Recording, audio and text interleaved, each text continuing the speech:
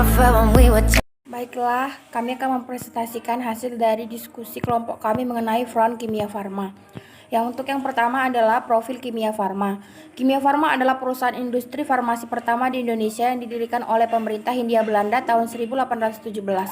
Nama perusahaan ini pada awalnya adalah NV Chemikalien Handel Rep NCO. Berdasarkan kebijakan nasionalis atas EX perusahaan Belanda di masa awal kemerdekaan pada tahun 1958, pemerintahan Republik Indonesia melakukan peleburan sejumlah perusahaan farmasi menjadi PNF atau Perusahaan Negara Farmasi, Bhinneka Kimia Farma.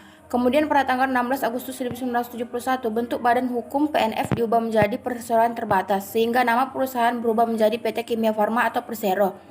Mencatatkan saham perdana untuk publik atau JPO pada tanggal 4 Juli 2001 dengan kode emite KAEF dan komposisi saham 90,0,25% milik pemerintah dan 9,975% milik publik melalui proses in-bank yang dilakukan pemerintahan Republik Indonesia pada tanggal 28 Februari 2020. Kepemilikan saham seri B yang dialihkan kepada PT Bio Farma.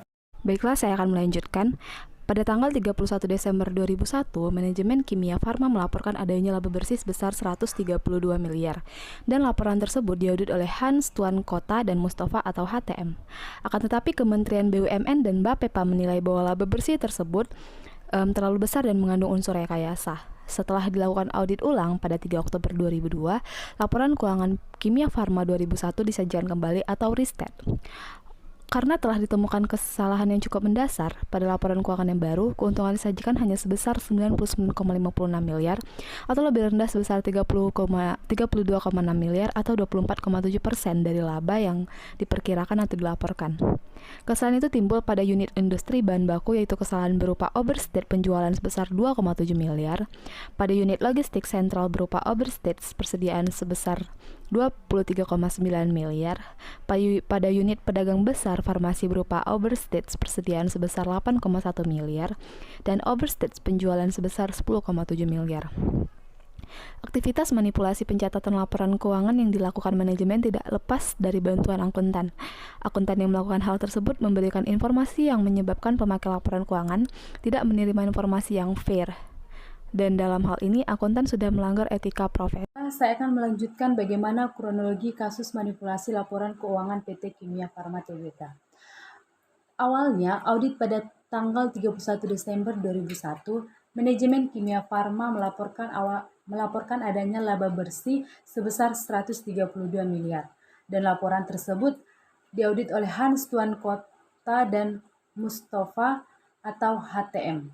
Akan tetapi, Kementerian BUMN dan Bapepam menilai bahwa laba bersih tersebut terlalu besar dan mengandung unsur rekayasa. Setelah dilakukan audit ulang pada tanggal 3 Oktober 2002, laporan keuangan Kimia Farma 2001 disajikan kembali atau di-restate. Karena telah ditemukan kesalahan yang cukup mendasar. Pada laporan keuangan yang baru, keuntungan yang disajikan hanya sebesar 99,56 miliar. Atau lebih rendah sebesar 32,6 miliar atau 24,7% dari laba awal yang telah dilaporkan. Kesalahan itu timbul pada unit industri bahan baku, yaitu kesalahan berupa overstate penjualan sebesar 2,7 miliar. Pada unit logistik sentral berupa overstate persediaan barang sebesar 23,9 miliar. Pada unit pedagang besar farmasi berupa overstate persediaan sebesar 8,1 miliar dan overstate penjualan sebesar 10,7 miliar. Baiklah, selanjutnya akan dilanjutkan oleh teman saya. Terima kasih. Baiklah, di sini saya akan melanjutkan penjelasan dari Saudari Kristina. Kesalahan penyajian yang berkaitan dengan persediaan timbul karena nilai yang ada dalam daftar harga persediaan digelembungkan. PT Kimia Farma melalui direktur produksinya menerbitkan 2 buah daftar harga persediaan master price pada tanggal 1 dan 3 Februari 2002. Daftar harga per 3 Februari ini telah digelembungkan nilainya dan dijadikan dasar penilaian persediaan pada unit distribusi Kimia Farma per 31 Desember 2001. Sedangkan kesalahan penyajian berkaitan dengan penjualan adalah dengan dilakukan pencatatan ganda atas penjualan. Pencatatan ganda tersebut dilakukan pada unit-unit yang tidak disampling oleh akuntan, sehingga tidak berhasil dideteksi. Berdasarkan penyelidikan Bapepam, disebutkan bahwa KAP yang mengaudit laporan keuangan PT Kimia Farma telah mengikuti standar audit yang berlaku, namun gagal mendeteksi kecurangan tersebut. Pihak Bapepam selaku pengawas pasar modal mengungkapkan tentang kasus PT Kimia Farma dalam rangka registrasi PT Kimia Farma Tbk.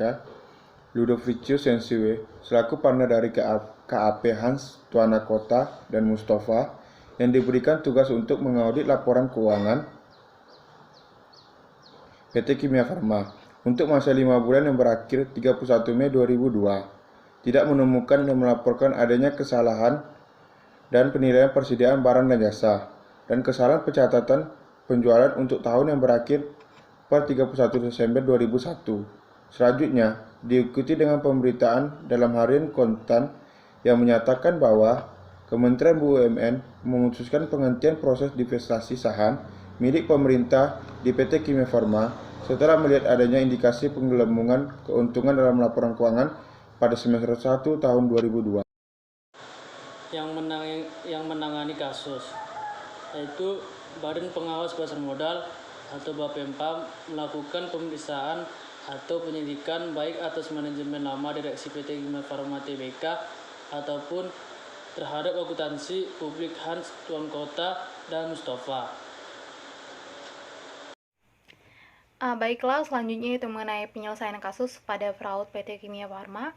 Sehubungan dengan temuan tersebut, maka sesuai dengan pasal 102 Undang-Undang Nomor 8 1995 tentang pasar modal, Jo pasal 61 Peraturan Pemerintah Nomor 45 tahun 1995, Jo pasal 64 Peraturan Pemerintah Nomor 45 tahun 1995 tentang penyelenggaraan kegiatan di bidang pasar modal, maka PT Kimia Farma Tbk dikenakan sanksi administrasi berupa denda yaitu sebesar Rp500 juta.